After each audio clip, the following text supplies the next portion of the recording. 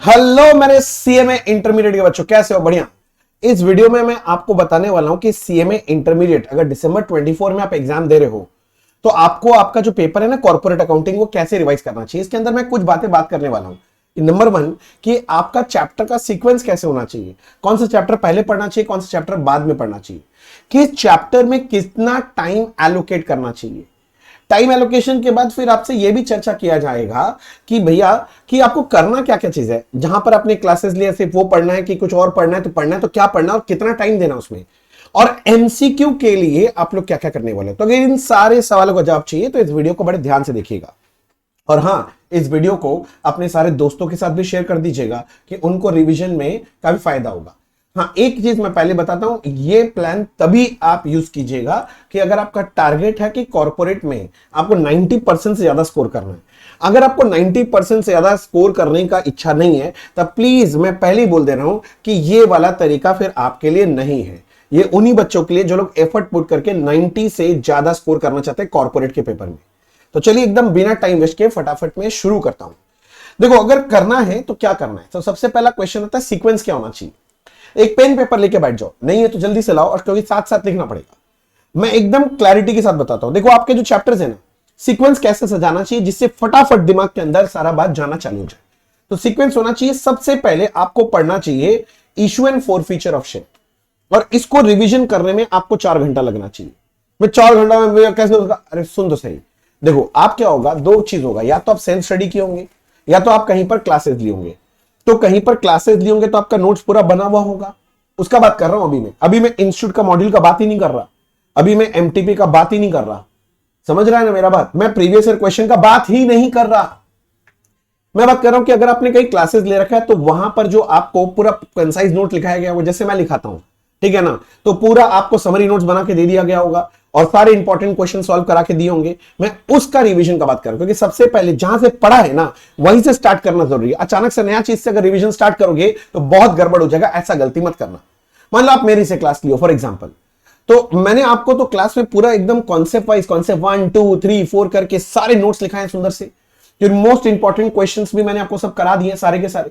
तो आपका काम क्या है, जैसे इश्यू ऑफ चैप्टर खुला तो वहां पर क्या किया कि टीचर ने, आपने जहां से भी क्लास लिया है, आपको जो भी नोट्स लिखा है अच्छे से पहले पढ़ो, क्योंकि नोट्स में पूरा समझाया हुआ रहेगा। और जितने भी क्वेश्चंस है ना उसको करना है। अब सारे क्वेश्चंस थोड़े करोगे, अब उनमें से कुछ क्वेश्चंस होंगे जो आपको डिफिकल्ट लगते होंगे, बस उन्हीं को हाथ से लिख के करना है। और जो क्वेश्चंस आप एकदम आसानी से कर लिए, तो आपके दिमाग में बैठ गया है, अगर आप चाहो तो उसको स्किप भी कर सकते हो या फिर जैसे एक बार ऊपर से गो थ्रू कर लो। मेरा बात समझ में आया? तो भैया क्या करना है, ऐसे ही issue of and forfeiture share कितना घंटा देना है इसको? 4 घंटा आराम से हो सकता है, 4 घंटा में रिवीजन, ठीक है ना। ऐसे इशू ऑफ डिवेंचर नाम का जो चैप्टर है वो 1 घंटे से उसके ऊपर का औकात का नहीं, उसको 1 घंटा दो, मोर देन इनफ। उसके बाद आप पढ़ोगे अगला chapter bonus share and right share. ये जो सीक्वेंस बना के दिया मुन्ना, यही सीक्वेंस फॉलो करना। 3 घंटे के अंदर एकदम टनाटन रिवीजन हो जाना चाहिए बोनस एंड राइट का। उसके बाद आपका रिडेम्पशन ऑफ प्रेफरेंस शेयर 5 घंटे के अंदर आपको रिवीजन कर लेना है। फिर है आपका अगला चैप्टर बाईबैक, जो आप 3 घंटे में खत्म करोगे। उसके बाद है रिडेम्पशन ऑफ डिवेंचर, जो आपको करना पड़ेगा 4 घंटे के अंदर। फिर है अंडरराइटिंग चैप्टर, जो आपको करना है कितने के अंदर? 4 घंटे के अंदर। उसके बाद है ईसॉप, ईसॉप है ना आपका एम्प्लॉय, हाँ अच्छा भैया वो शेयर बेस्ड पेमेंट का बात कर रहे हैं क्या? वही। तो आपको 5 घंटा उसके लिए दिया गया पढ़ने के लिए, 5 घंटा। वैसे 5 घंटा का जरूरत नहीं है, फिर भी दिया कि अगर अच्छे से डेप्थ में पढ़ोगे तो, ठीक है ना। कंपनी फाइनल अकाउंट्स 8 घंटा लगा के पूरा रिवाइज करो। थोड़ा टाइम आपको लग रहा होगा भैया थोड़ा कम कर सकते हैं, नहीं, क्योंकि लिख के प्रैक्टिस करना है, जो इंपॉर्टेंट डिफिकल्ट जो तकलीफ दे रहा है लिख के हाथ से सॉल्व करना है, इसीलिए टाइम अलॉट हुआ है। सुनो तो सही पूरा प्लानिंग। उसके बाद कैश फ्लो स्टेटमेंट को आप 8 घंटा दोगे। ऐसी बैंकिंग कंपनी जो है 8 घंटा, समझ गया। ऐसी इंश्योरेंस कंपनी को आपको देना 6 घंटा। उसके बाद आपको देना इन डेज को 12 घंटा, और फिर इलेक्ट्रिसिटी जो कंपनी है उसको देना 3 घंटा। बात समझ में आ गया? तो ये करोगे तो आपका पूरा 75 आवर्स का खेला बन रहा है। तो 75 आवर्स आप लगाए, 75 आवर्स लगा के आप पूरा का पूरा एकदम टनाटना आपका जो भी क्लास में किया हुआ है या खुद भी सेल्फ स्टडी करके नोट्स बनाया होगा, पूरा एकदम अच्छे से गो थ्रू करके देख लिया। जो बहुत इजी समय उसको जैसा से गो थ्रू कर लिया, एकदम लॉलीपॉप है तो तुम इग्नोर भी कर सकता है। जो थोड़ा डिफिकल्ट, जो तकलीफ लग रहा है, वो सारे हमको हाथ से लिख के सॉल्व करना है। भैया कर लिए, आगे बताइए। ये वाला काम करने के बाद अब सीक्वेंस का बात चल रहा था, तो मैंने आपको सीक्वेंस शेयर कर दिया। उम्मीद करता हूं अगर आपको आप कॉपी पेन लेके लिख लेंगे, पॉज कर करके लिख लेना मुन्ना, मेरा बात समझा, मैंने तो पूरा दिखा दिया, पॉज कर करके थोड़ा आगे पीछे करके लिख ले इस बात को, नहीं हर चीज ने भी हमको नोट दे दीजिए प्रिंट करके, ऐसे थोड़ी ना होता हर चीज, ठीक है। ये वाला काम हो गया, अभी काम खत्म नहीं हुआ, रुको। ये करने के बाद अब आपको आना पड़ेगा, देखो इंस्टीट्यूट का मॉड्यूल को रिवीजन करने के लिए। अब ऐसे ये सारे चैप्टर सेम सीक्वेंस में इंस्टीट्यूट का मॉड्यूल खोलना, वहां पर जितना भी इलस्ट्रेशंस दिया हुआ है ना, सारा इलस्ट्रेशंस गो थ्रू करना, देखना जो इलस्ट्रेशंस आपका पहले किया हुआ है मतलब आप जहां पर भी क्लास किए होंगे बहुत सारा कॉमन मिल जाएगा, कॉमन टाइप का इजी है, वो सबको जस्ट गो थ्रू कर लेना, और जो भी थोड़ा डिफिकल्ट लगे ना उसको हाथ से लिख के सॉल्व कर लेना। और आपके लिए पास ये काम करने के लिए ऐसे मॉड्यूल के लिए कितना घंटा है भैया, 45 आवर्स इन्वेस्ट करोगे, टाइम क्लॉकिंग करना पड़ेगा, 45 आवर्स के अंदर ये काम कर सकते हो आप, ये ठीक है भैया, सेम सीक्वेंस में। यस मैं थंब रूल दे देता हूं, थंब रूल भैया, ये 45 आवर्स कैसे एलोकेट करेंगे हर चैप्टर में, तो भैया सीधा रूल क्या है, 60% रूल बोलता हूं मैं इसको, रूल ऑफ 60। तो क्या है ना, हर एक चैप्टर में जितना मैंने यहां टाइम दिया है ना, बस उसका 60% टाइम के अंदर आपको ये काम करना है, 60%, बात समझा। तो क्या वो इंस्टीट्यूट का मॉड्यूल एक बार देख लेगा ना, जो इजी समय है उसको बस ऐसे देख के निकल जाओ, जो बहुत डिफिकल्ट लग रहा है वो हाथ से एक बार सॉल्व कर लो, तो करने से ये 45 आवर्स में आपका हो जाएगा। तो 60% टाइम लेके काम करना है, हो गया।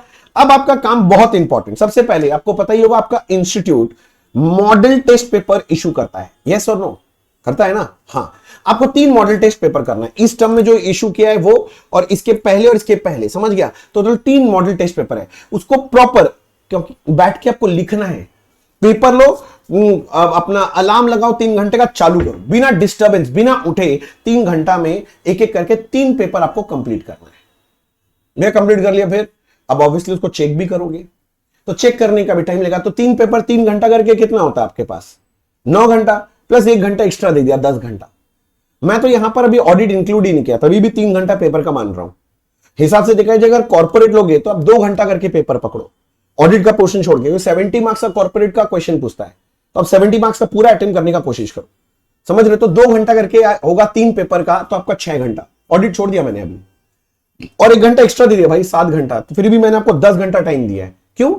क्योंकि वो लिखने के बाद जो मॉडल टेस्ट पेपर का आंसर दिया हुआ है ना, वहां से आप चेक करना, जहां गलती हो गया उसको अच्छे से बड़े बड़े दूसरा कलर का पेन से सर्कल करके रखना। एग्जाम के पहले दिन वो सारा पॉइंट्स आपको रिवाइज करना है, जो गलती कर रहे हो, जो सही कर लिया वो तो सही हो ही जाएगा एग्जाम में भाई, जो गलती किया उसी को तो ठीक करना है, उसको दूसरा पेन से कलर करके रखना, तो दैट एग्जाम के पहले दिन जब रिवीजन का टाइम आएगा ना, तो पूरा थोड़ी ना देख पाओगे, वो जहां तक गलती था बस वही पॉइंट एक बार देखना है कि गलती नहीं करना है मुझे कल एग्जाम में। सिमिलरली एमटीपी होने के बाद फिर मैंने 10 घंटा आपको दिया है भैया पीवाईक्यू। पीवाईक्यू मतलब previous year question, last 3 term के जो प्रीवियस ईयर, 3 टर्म ज्यादा नहीं चाहिए, 3 टर्म का जो प्रीवियस ईयर क्वेश्चन है उसको भी वैसे ही सॉल्व करो। अब वैसे ही सॉल्व करो मतलब आप समझ ही गए होंगे मैं क्या बोलना चाह रहा हूं।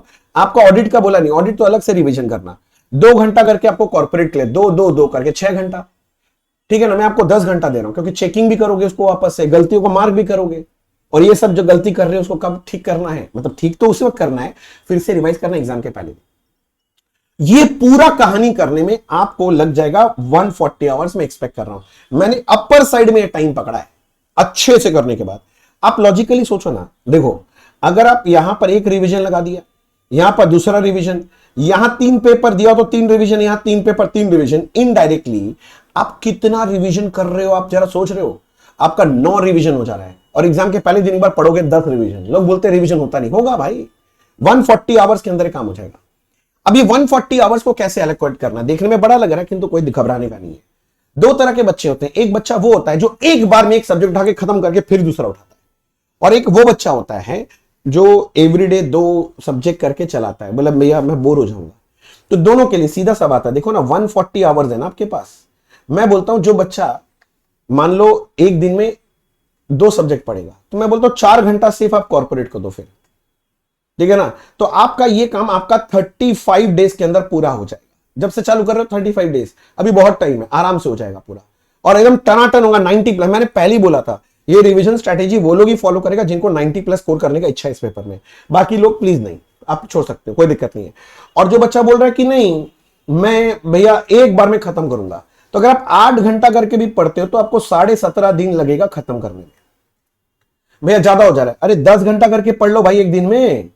भाई साहब अगर आपको ऐसे लग रहा है 10 घंटा करके, तो 14 दिन के अंदर आपका 100% कवरेज हो जाएगा। टेक्निकली आप 10 बार रिवाइज कर चुके होंगे, बात को समझो। जो बच्चा ये जो तरीका मैं आपको बता रहा हूं, ये तरीका फॉलो करके अगर रिवीजन कर लिया तो भैया 90 प्लस मेरे तरफ से गारंटीड मान के रखो। मैंने जैसे बोला, अगर इफेक्टिवली उसको अच्छे से पढ़ लिया। अब आप पढ़ने बैठ रहे हैं, मोबाइल लेके देख रहे हैं, 4 ठो रील 5 ठो रील देखते देखते 2 घंटा बिता दिया, तब तो कोई कुछ कर ही नहीं सकता मुन्ना। आपको सारे डिस्ट्रैक्शन से फ्री होकर रिवीजन में बैठना पड़ेगा। मस्ती मजाक सब कुछ हो गया, अब तो एग्जाम आ गया यार, अब तो आपको सीरियसली पढ़ना पड़ेगा। बात समझ में आ रहा है? अगर आप ये फॉलो करोगे तो आपका काम हो जाएगा। बच्चे लोग मेरे से पूछ रहे थे बार बार, भैया कैसे स्टडी स्ट्रैटेजी सजाऊं, तो ये वो स्ट्रैटेजी है।